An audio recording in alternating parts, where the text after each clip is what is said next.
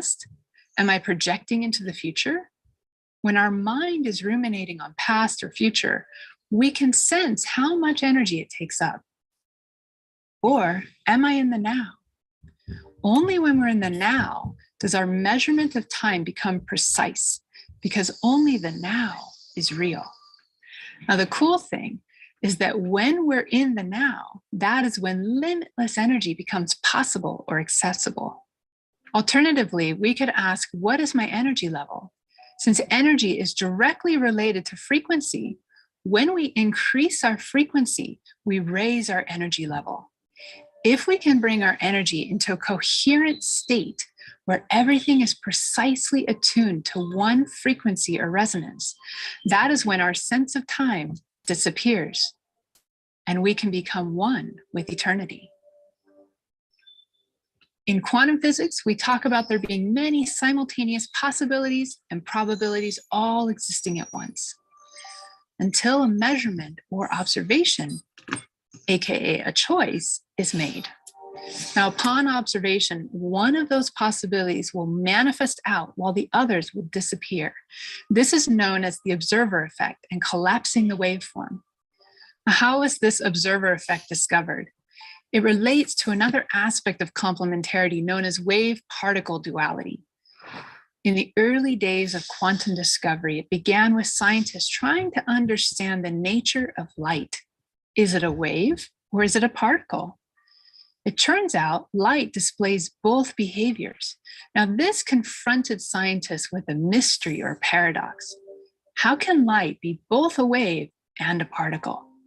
The paradigm at the time said it must be either or, not both and. And the mystery grew when scientists began to wonder whether matter also could behave as both wave and particle. And indeed, it could. There have been many indications and new discoveries in quantum physics that have confirmed all of this. Now, to make a long story short, if they set up the experiment to see if it's a wave, then indeed they get wave-like behavior.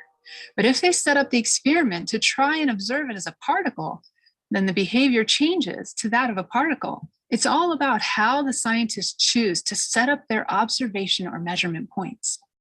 But what's fascinating is that it is as if the quanta are aware that they're being observed. The very act of observing has a dramatic effect on their behavior. It is a real phenomenon. What is quantum physics telling us about the underlying nature of the universe? First, it reveals that the universe is dual, or we can say complementary. The things that we can observe have a dual nature: wave, particle, position, momentum, energy, time.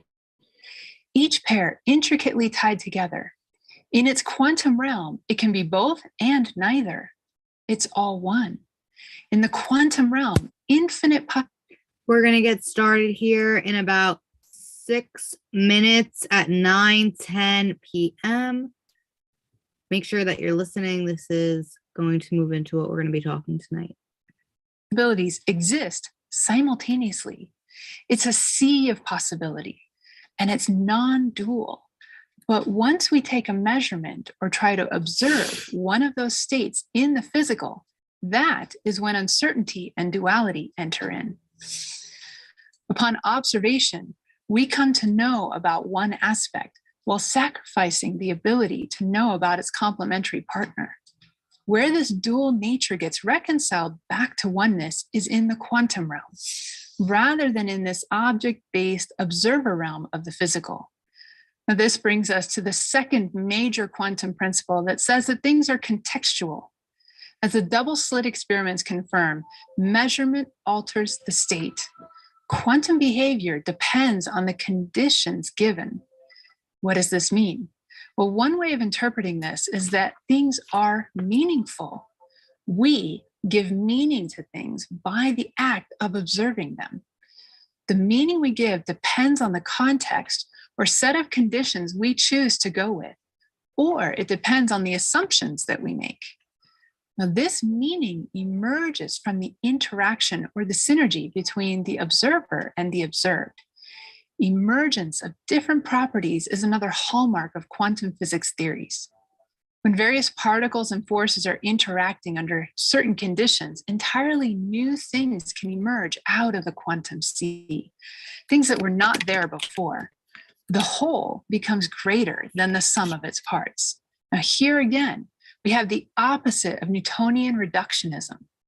At the metaphysical and philosophical level, this idea of context begs the questions: did we perhaps choose to come into this object-based experience of the physical so that we could observe ourselves, and so that we could observe all the possible manifestations of the source, and by observing, come to know, and by knowing, bestow meaning? If so, does that mean that we can give our own lives greater meaning, especially when we put it into the context of a mission? A quantum mindset would say, yes, the universe is participatory. We are co-creating in partnership with this universe through our observations and choices. This means that our consciousness plays a vital role in determining what manifests out of the quantum sea of possibilities. Is the universe conscious? What is consciousness anyhow? Is it what the materialists claim, that it's just an epiphenomenon of the brain, or what emerges purely from groups of molecules working together in a physical system? Or is consciousness more fundamental to our universe, more primary, as the sages and wisdom teachings of the planet have taught? My personal view is that consciousness is primary. How can something be responsive to consciousness if it's not somehow sentient or conscious itself? Now, fortunately, those of us who view consciousness as the foundational essence of the universe are in good company. Several of the brilliant minds who helped discover and develop quantum theory also believed this, and they richly discussed it, including John von Neumann, Wolfgang Pauli, Erwin Schrödinger, Eugene Wigner, and many others. Max Planck even said, I regard consciousness as fundamental. I regard matter as derivative from consciousness. We can also see this idea of a participatory conscious universe in many ancient wisdom traditions. For example, in the Hermetica, we read, everything seen has been begotten because at some point it came to be seen. There is nothing in the cosmos that does not live. Life is not birth, but awareness. All are immortal: matter, life, spirit, soul, mind, of which everything is constituted. One of the most mind-boggling findings of quantum physics that has both intrigued and baffled scientists is how quantum systems that meet and interact are forevermore entangled. What this means is that they can no longer be considered as individual, but have become an intimately connected whole. They form a single entity. Even if the components are on opposite ends of the universe, information is somehow communicated between them instantly, regardless of how much time or space passes between them. Albert Einstein, who was a staunch determinist to the end, dubbed this phenomenon voodoo forces and spooky action at a distance. This quantum discovery greatly challenges the Newtonian. What is up, everybody? Let me turn my camera on and pin myself. Thank you guys for hopping on another week of Woke Wednesday. It is March 23rd, 2022. Wow. I am almost tempted to play the rest of that video, to be honest. What did Eddie say? In this dimension, there is 3 dimensions.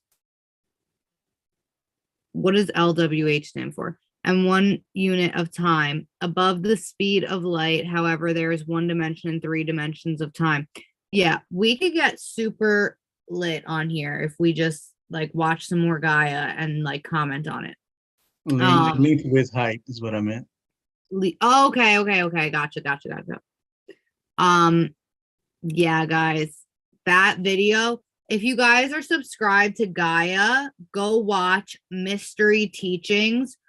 She's amazing. She literally is so deep. She's a physicist.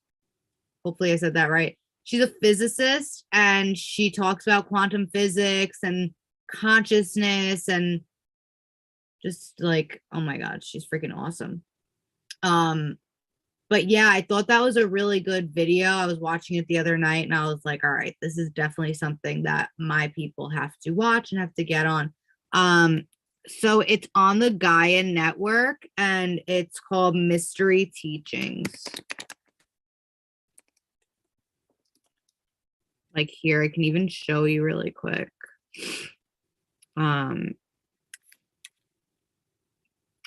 She had like all of the topics that she talks on. The path to self-mastery, opening the heart gateway, developing multi-dimensional awareness. She does all these other ones too. Death and temperance meditations, manifestations of light, the one we were just watching, consciousness in the quantum paradigm, ascending the tree of life, like just things that are everything that we talk about. Transcendent sounds, that one was a really interesting one. Dreaming as a spiritual practice. So she has a lot of really amazing stuff on there. Her name's Teresa Bullard. Yeah, she's pretty woke and amazing. But yeah, so super excited to be on here. Hopefully you guys got on the last call at 7. I interviewed a chair queen. If you're in the I Am Academy, this amazing woman, Amber Pasquale. Shout out to Amber. She's super big on personal development. Maybe we'll have her as a guest on Woke Wednesday. That would be amazing. But yeah, for those of you who were not on last Wednesday's Woke Wednesday, we were talking about who we are, right? Who we are. And I really wanted to share a little clip of Bob Proctor explaining what it was that I was talking about last week. Before I do that, I'll just give you guys a little recap. So we were talking about who we are. Hello. Okay. And we got out the whiteboard. So here we go again. Okay. Hopefully on IG, you can see and it's not blurry. I hope it's not blurry. So we were talking about who we are.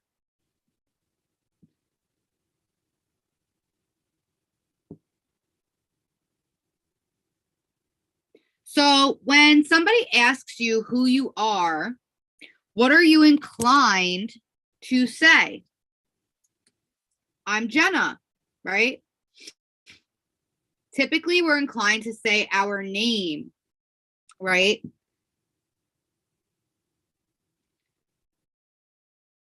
Sorry, IG, if you guys really want to see the sauce, you'll get on the Zoom. Hit me up for the Zoom link next time. When someone asks you who you are, you're inclined to say your name. But if you really think about it, when you come into this world, you don't have a name. You're given a name. So that can't be who you are. That was given to you, right? The next thing that people are inclined to think of is the body.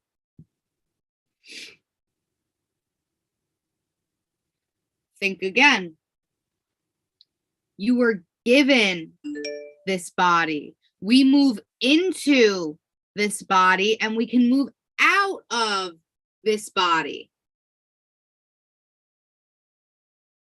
Our body is a vehicle, right? So when your mom and dad do the thing, right, they create life, right? They create an embryo. They're creating a physical body.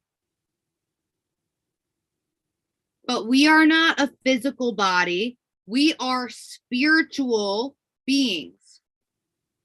We move into our body. Okay. So when somebody asks you who you are, you're not your name. You're not your body. If you were, you wouldn't say my name is or my body, right? We don't say I am body or I am whatever. If we were our bodies, we would say am hand, am foot. But we're not. It's a part of us, but it's not who we are. It's a part of us. It's not who we are. Okay, so we live on 3 planes of existence. I think I spelled that wrong. Existence. 3 planes of existence. Is this like totally backwards for you guys, or just because I'm looking at it weird? Is it backwards? Like, can you read it? Hopefully you can. Okay, good. We live on 3 planes of existence. Okay, so we are spiritual beings. We have an intellect.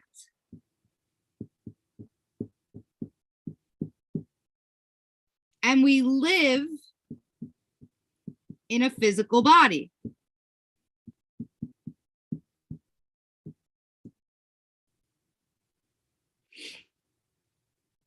So we live on 3 planes of existence, 3 planes of understanding.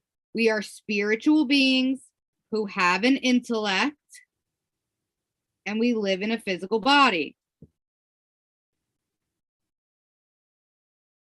There you go, IG. You can see now. I don't know why it does that. It's weird. So again, we're spiritual beings having a physical experience, right? And we have an intellect. So we're able to think, we're able to manifest, we're able to think, have thoughts come through us. But that's not who we are. We're spiritual beings. So this might be a hard concept to grasp, but it's because we think in images and pictures. We think in images and pictures, right? We think in images and pictures. So when someone asks us who we are, we're inclined to think of the physical, what we look like, our name, our body.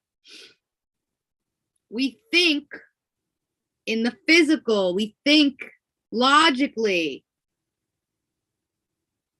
right? This is the Newtonian way of thinking, the Newtonian paradigm. Newtonian paradigm. A Newtonian paradigm is a logical way of thinking, right?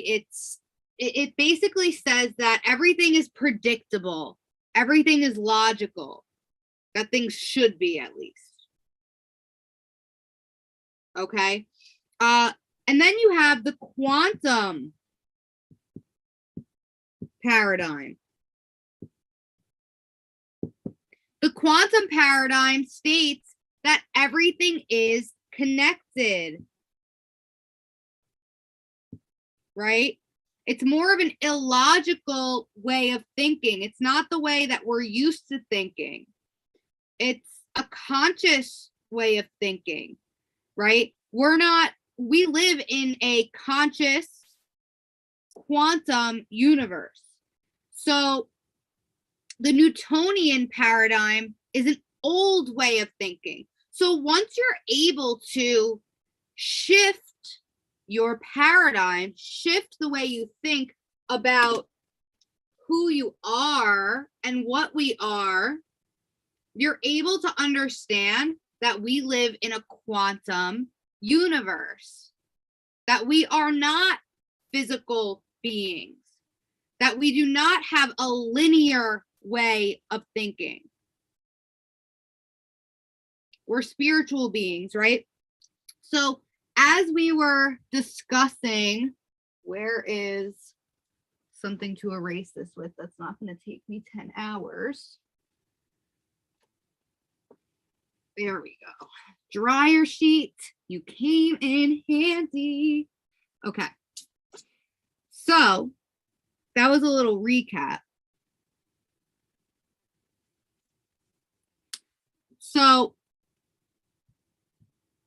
when someone asks you who you are, it's hard to explain because no one's ever shown you a picture of the mind, right? When someone asks you, or if I were to ask you, what does your mind look like? You're mostly probably inclined to think about the brain, right? The first time I was asked that question by one of my mentors, what does your mind look like? And I said, this like spongy red thing in my head, my brain. But our mind is not our brain. Our brain is an organ. It's a function of the mind, right? I hope you're following me. I know we're deep right now. I know this is getting deep. Let me turn off my Telegram. Drop a 7 in the chat if you guys are following me. If you guys are following me, drop a 7 in the chat. I know I'm deep, guys. I know this is deep. We can go over this again and again and again and again, just so you guys start to get it. Awesome, awesome, awesome, awesome. So when I ask you, what does your car look like? What happens? What immediately happens in your mind when I ask you what your car looks like? You actually take a walk up to your car and you're imagining this. This is in your mind's eye. You're envisioning yourself walking up to your car, looking and examining it. And when I ask you, what is the interior like? What are you doing? You're imagining yourself opening up the car door and looking in and saying, I have beige interior. How many doors do you have? 4. Right? When I ask you, what does your fridge look like? What are you doing in your head? You're walking up to your refrigerator and you're opening the door. Does it open vertically? Is your freezer on the bottom? What color is it? Is it stainless steel? Is it white? When you open it, what's in there? And you are doing that in your mind because you have an image to work with. But when someone asks you what your mind looks like, you don't have an image to work with, so you can't explain it. Therefore, how can you study it? Therefore, how do you know who you are?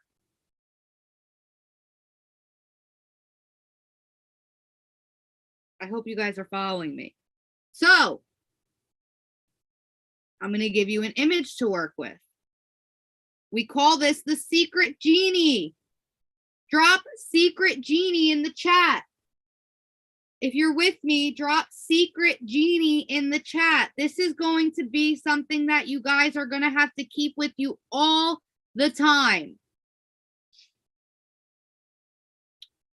The secret genie, shout out and rest in peace, Bob Proctor, for putting me on. So this is how you're going to envision your mind with this picture.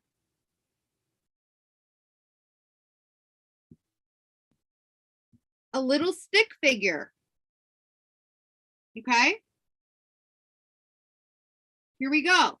So when I ask you about what your mind looks like, this is what you're going to envision. And we have two parts to our mind, okay? We have our conscious and we have our subconscious. And this is our little body. Okay? Our body is an instrument of the mind. So, whatever we think about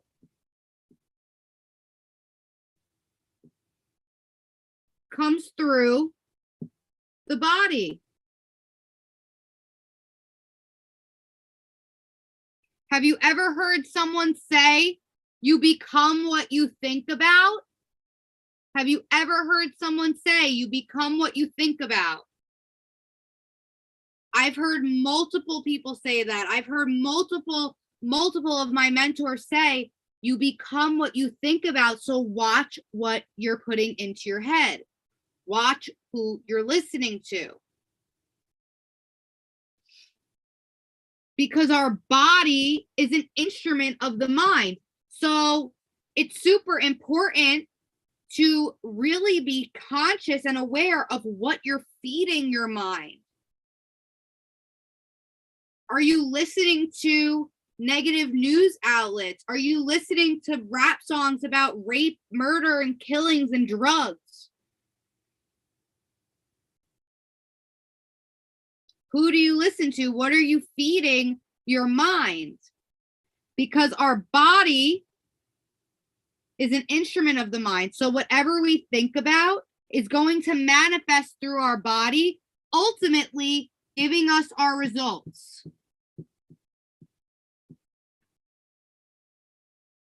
So if you don't like the results that you're seeing in your physical life, what do you think you have to change? If you don't like the results you're having, what do you think you have to change? If our body is an instrument of the mind, if our body moves and acts on what comes out of here, and you don't like the results you're having, what do you have to change? Your thoughts. You have to change what's going into this mind.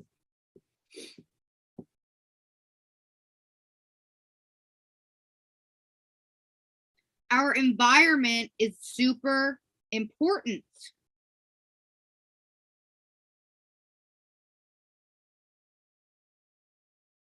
If you are in a negative environment and you have negative people around you, people that aren't trying to go for more in life, people telling you that, this isn't, whatever you're working towards isn't gonna work, or you should do this, or you should do that, or you have the news playing all the time, or whatever it is. How do you think that's going to manifest in your life? Or rather, what do you think that's going to manifest for you in your life? If all you have is negativity going into your mind repeatedly, that's going to be impressed upon your subconscious. KT, yes, Kevin Trudeau. He's an amazing person to listen to. Listen to Kevin Trudeau. If you've never listened to Kevin Trudeau, he has an amazing video. He has a bunch of amazing videos on YouTube. Your Wish is Your Command is one of them. Well, one of many. We are what we think about most of the time. Our body is an instrument of the mind. So who are you listening to? What are you listening to? What are you feeding your mind? Because whatever goes into the conscious mind enough times is going to become impressed upon the subconscious mind. And whatever becomes impressed upon the subconscious mind will be manifested through the body. ultimately giving you the results that you're seeing. If you don't like the results that you're seeing, change what's going into your mind.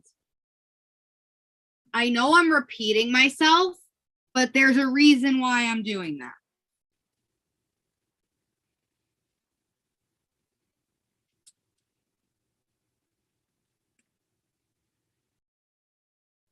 Okay. So we have the conscious and the subconscious. Our conscious mind is our thinking mind, our educated mind. And our subconscious is our emotional mind. Feelings.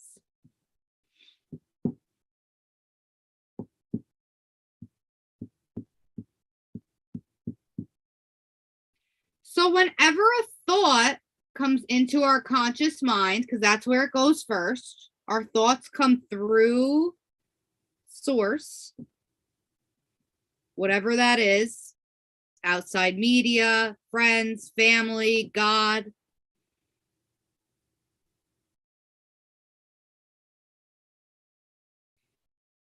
And whenever that thought or idea gets attached to a feeling, whenever you become emotionally involved with a thought or an idea,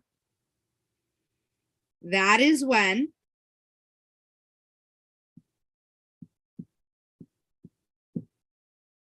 you see action. Your body will start to react, action.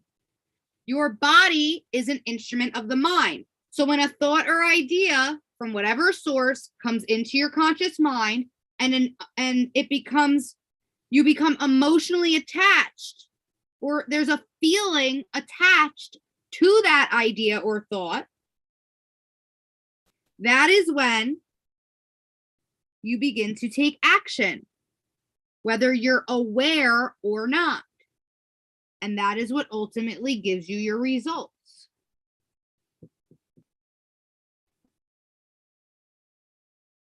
Now, what most people don't really understand is that we have the ability, as human beings, we have the ability to accept or reject.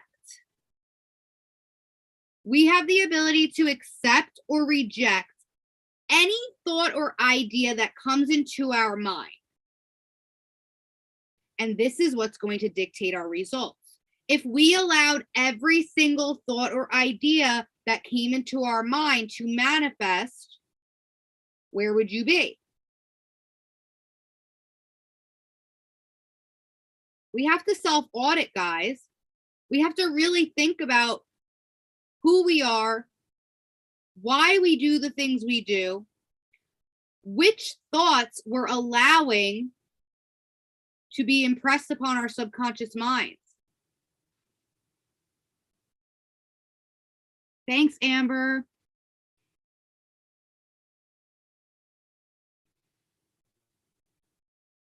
Right? We have to be in control, because guess what? We are only in control of one thing. One thing. And what is that thing? Us. Newsflash, you cannot be in control of anything or anyone except yourself. Okay? So take action on what it is you're allowing to penetrate your subconscious mind. You have control of what goes in there.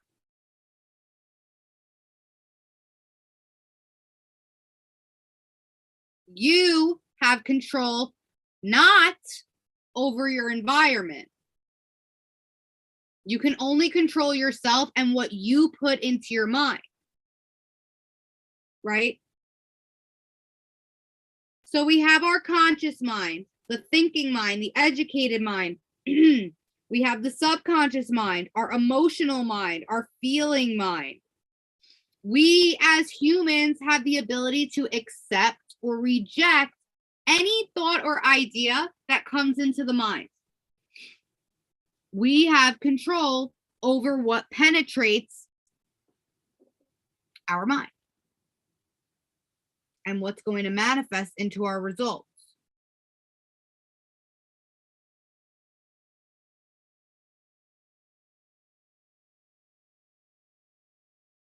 Let me read the chat. If you don't change how you view inside, your outside will never change. That's very true. If nothing changes, nothing changes. Right? We have to change from that Newtonian repetition, guys. Hope you guys are taking notes, by the way. From that Newtonian paradigm to the quantum paradigm.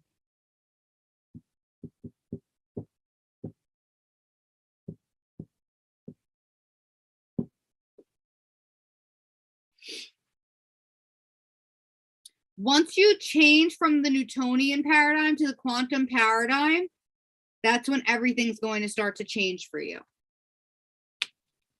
Paradigm shifts are what change the world.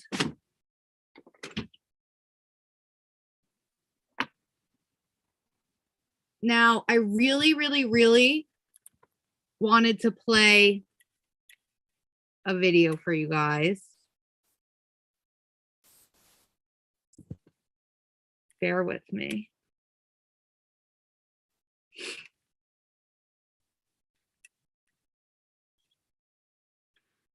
All right, I'm gonna play a video for a few minutes here. This is going to be like a recap of what I was saying. I was a little deep. Bob is going to explain this to you in a little bit of a basic way. Here we go. What color is it? I said, it's white. He says, is it big or small? I said, well, it's fairly big. He said, 2 doors, 4 doors. And I said, they're 4 doors. He said, what color is the interior? And I says, it's tan. He said, see, you can describe your front door and you can describe your car, can't you? He said, tell me what color your refrigerator is. So I told him. He says, there 2 doors or 4 doors? I said, there's 2 doors. He said, top and bottom or sides? And I said, top and bottom. He said, do they open to the left to the right or the right to the left? And I sort of stared into space. He says, now you see, you've gone to your kitchen. You went into your kitchen and you mentally saw which way those doors open. Now he said, tell me what your mind looks like. I said, what? He said, tell me what your mind looks like. I said, I don't know. He said, are you inclined to think of the brain when I asked you that? And I said, yeah. He said, your brain is not your mind any more than your fingernail is. He said, this is one of the great problems in life. No one has ever seen the mind. And yet it's the mind that has to be changed if you're going to change results. Now, he said, when I said, think of your door, he said, I activated vocal cords. I set up a sound. It's a light message. Your hearing sense picked it up. And that light message went screaming down a nerve passageway and struck a group of cells in your brain. Those cells increased in amplitude of vibration, and the picture that's in them flashed on the front of your mind. So as I said, your front door, like that, a picture of the door come up. And I said, your car, a picture of the car come up. Your refrigerator, picture of the refrigerator come up. But when I asked you to think of the mind, no picture. He said, you see, you have no cells of recognition for the mind. That's why people go in for analysis and they go for years. You know why? They're trying to change something. They don't have a picture. And you and I think in pictures. We think in pictures. When I asked you to think of the car, a picture come on the screen of the mind. Now, he said there was a doctor in San Antonio, Texas, that understood that way back around 1934. And he said, you know, we've got a problem in the healing arts. He said, we're treating people physically, we're treating symptoms. And he said, until we treat the whole person, there's not going to be any health. Well, do you know, in corporations, we are treating symptoms. In business, we're treating symptoms. In sales, we're treating symptoms. We are not treating the cause of low profits. We're not treating the cause of low sales. And until we treat the primary cause, there's going to be no permanent change. And he pointed that out to me. He said, we've got to have a picture of the mind. I said, I'm going to draw a picture. This is a picture that Dr. Thurman Fleet drew in 1934. And he said, this is the mind. Now he said, look at it. And you're like, you might smile. You just see a couple of circles and a couple of lines. We call this the stick person. Now I want you to let the large circle represent the mind and the small circle represent the body. Now the mind controls the body. The body is an instrument of the mind. Now I want you to think. I want you to stop and think of the performance of some people that you know. You can choose yourself if you want. It's the way we act, it's the behavior that's going to determine the results. Some people, when they meet a stranger, are very shy and they pull back. Others are very gregarious and they got their hand out and asking the person all kinds of interesting questions.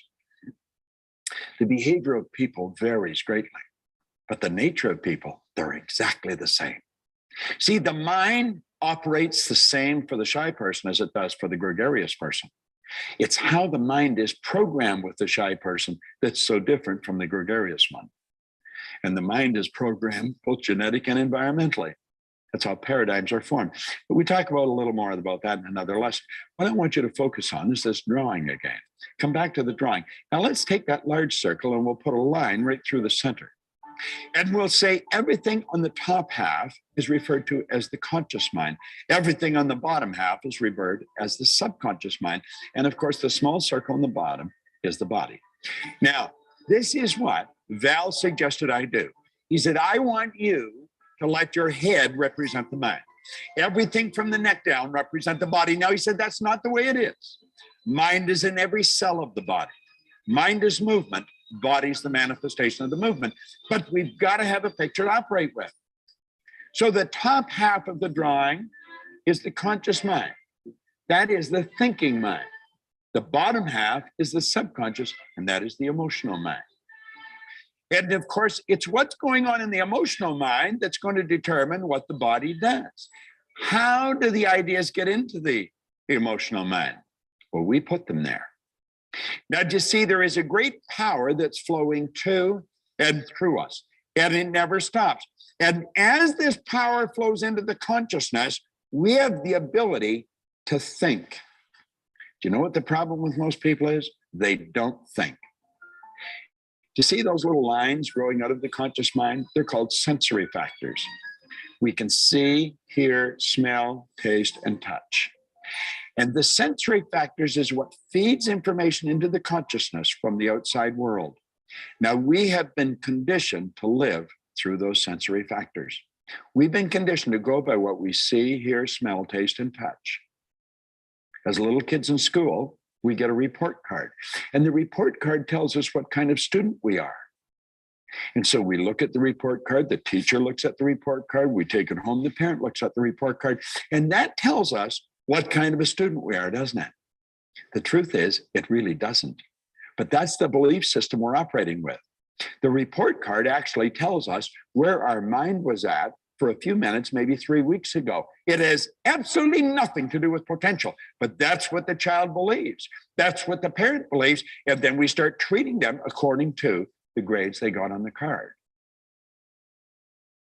Now, that's rather sad because when we leave school, we let the sales sheet dictate what kind of a salesperson we are.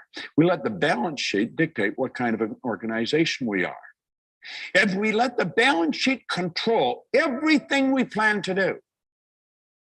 The balance sheet is the report card. It just tells us what was going on in the past. It has absolutely no bearing with what's going to go on in the future unless we let it. And unfortunately, we've been letting it. You see, this little stick person here that we're looking at is every person. That's every person in an organization. And as the people start to understand how their mind operates and why they're doing what they're doing, I guarantee you the report card will change. It will change so dramatically, it will shock the person. And that's what happened to me. Here was a guy with no formal education, no business experience, a very poor work record. And like that, he was building a company that operated in a number of different cities in 3 different countries, doing millions of dollars volume. And he had absolutely no idea what he was doing. He was operating with a picture. He had a picture in his mind of what he wanted, and through repetition, he planted that picture in the subconscious mind. And what was planted in the subconscious mind had to move into form.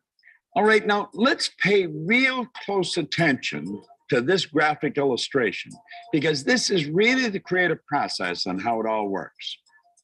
There's a power flowing into your consciousness. This is your thinking mind, and this is where dreams are built. And you take those dreams and you impress them upon your subconscious mind. Now, this is what causes the feeling in your consciousness. This is how you get emotionally involved in the idea. Those emotions then are expressed with and through the body, and that's what causes the body to change in its state of vibration. As the vibration changes, the action changes. And when your action changes, the universe reacts to that. It's action reaction. The reaction alters your conditions, your circumstance, and your environment, or as we say, your results. Now, that is a process. If you go through that a number of times, just keep playing this over and over again until it's indelible. All right. So I hope that gave you a little insight as to, where I'm coming from. Hopefully he explained it in a way that was able to connect with you. Repetition, guys, repetition, repetition, repetition. We can go over this a million times until you get that aha moment. Right? So with that, I hope you guys learned a little bit more about who you are and how to manifest what it is that you desire. I don't know what we're going to go over next week, but maybe I'll go into a little bit more of those sensory factors. You're very welcome. But for those of you who are new, typically we take the last 10 minutes to do a meditation. So I'm actually going to run the meditation tonight. So if you want to meditate, just get into a comfortable position. Feel free to turn your cameras off, turn the light off. Just make sure you're either in a seated position or lying down, somewhere comfortable. Don't be driving while you're doing this.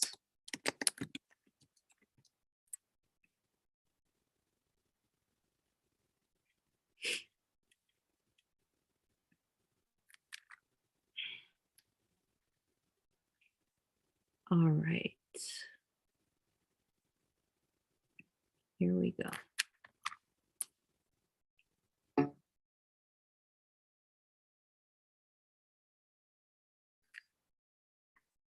So I would like for you now to close your eyes if you haven't already. And we're going to start by taking a deep breath in through your nose. Feel your belly rise. Hold it for a moment at the top there. Maybe suck a little bit more air in. And then release.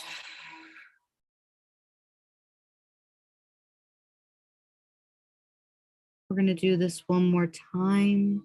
Take a deep breath in through your nose.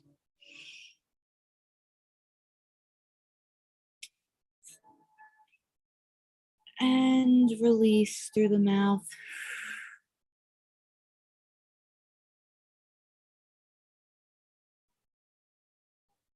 And one last time, take a deep breath in through your nose. Holding at the top for a moment. And release through your mouth.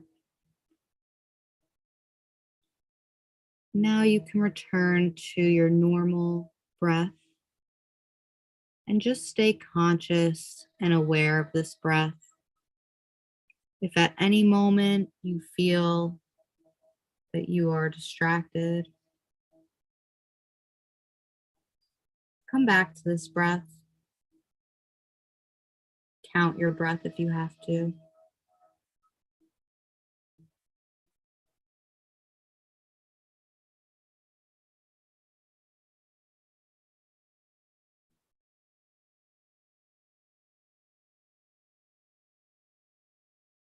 Now I want you to imagine a white light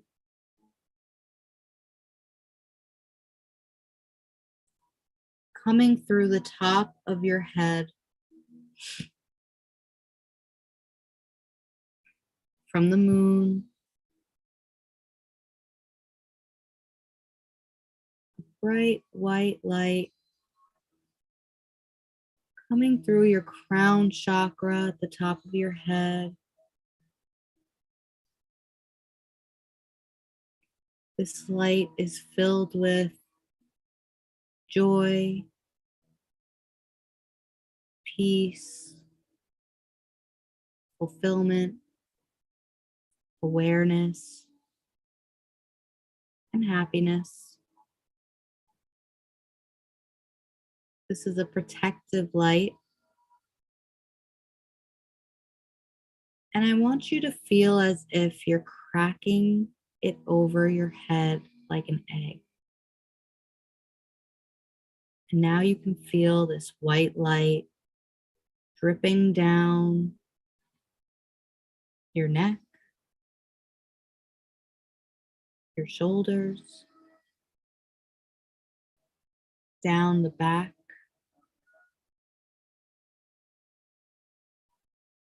down your midsection, through your root,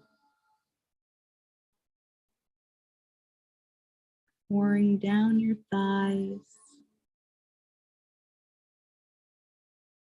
swirling around your kneecaps, down your calves, and through your feet, planting you and grounding you into the earth.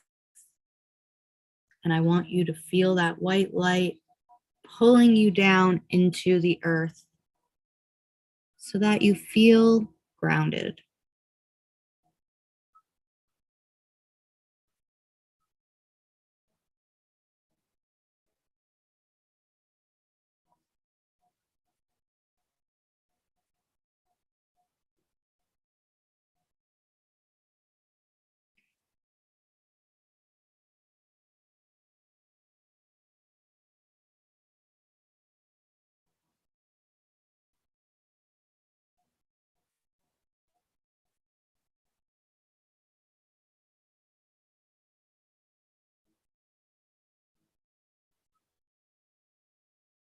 Now, I want you to imagine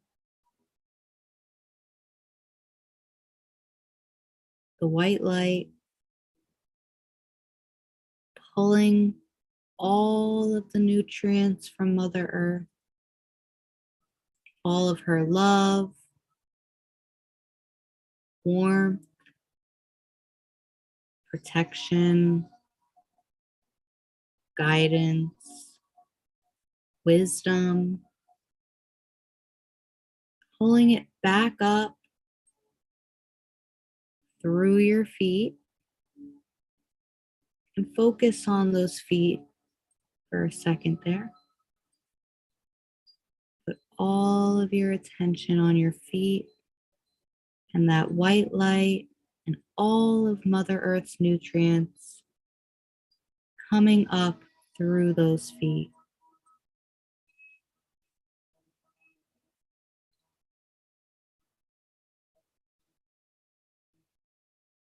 Now, I want you to feel this white light filled with all of these nutrients, everything that you need from Mother Earth at this moment. And feel it pushing up through your feet all the way to your knees. And focus on those knees for a second there. And that white light swirling around your knees.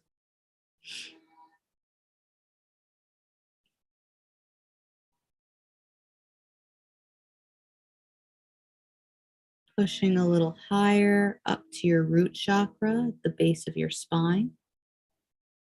Swirling around that white energy,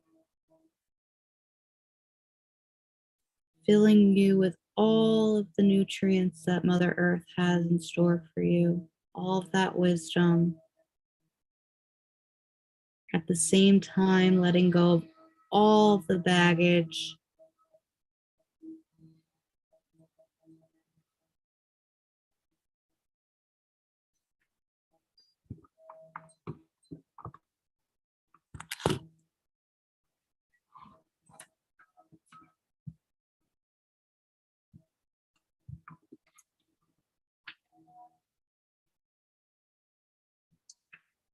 Now pushing up a little higher.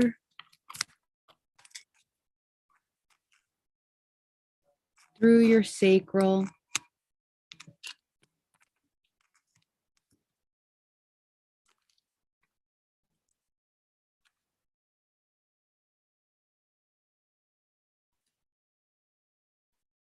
This is where your belly is and your intestines. And feel that white light pushing up, swirling around, feeding you with everything you need from Mother Earth.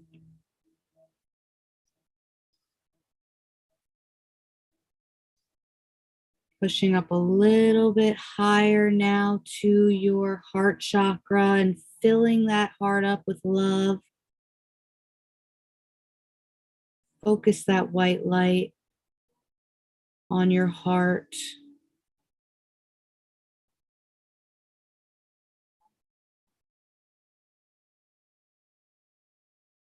Feel how loved you are.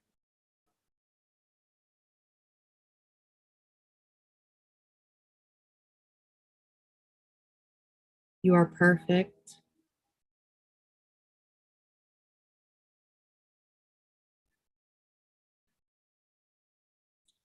Now push that white energy up to your throat chakra.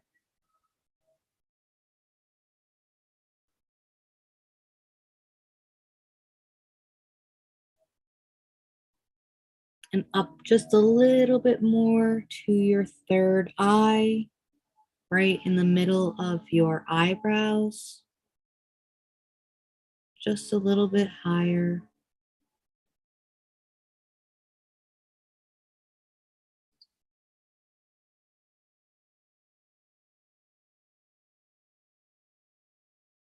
Feel how connected you are with the universe, source energy, God. Everything that you need, you already have. It's already within you. You just have to tap in.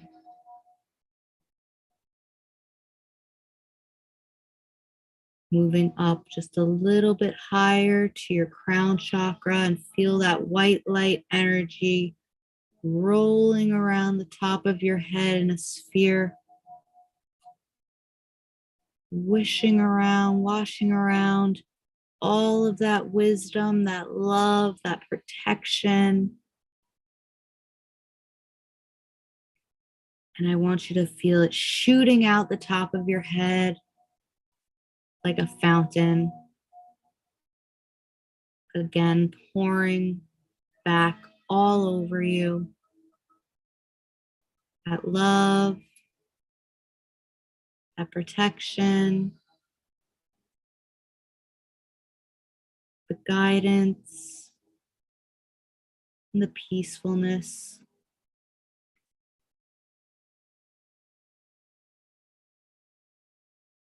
And I want you to come back to your breath. Taking a deep breath in through your nose. Holding at the top for a moment.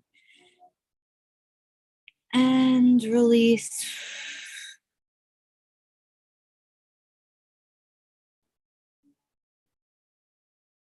Do one more in through your nose.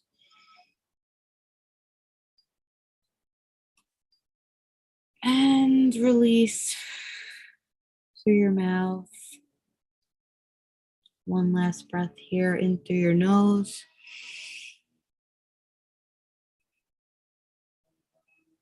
And release through your mouth. And slowly start to come back. Wiggle your toes. Wiggle your fingers.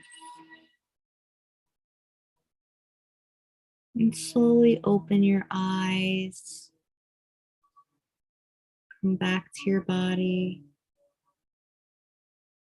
Become aware of your physical.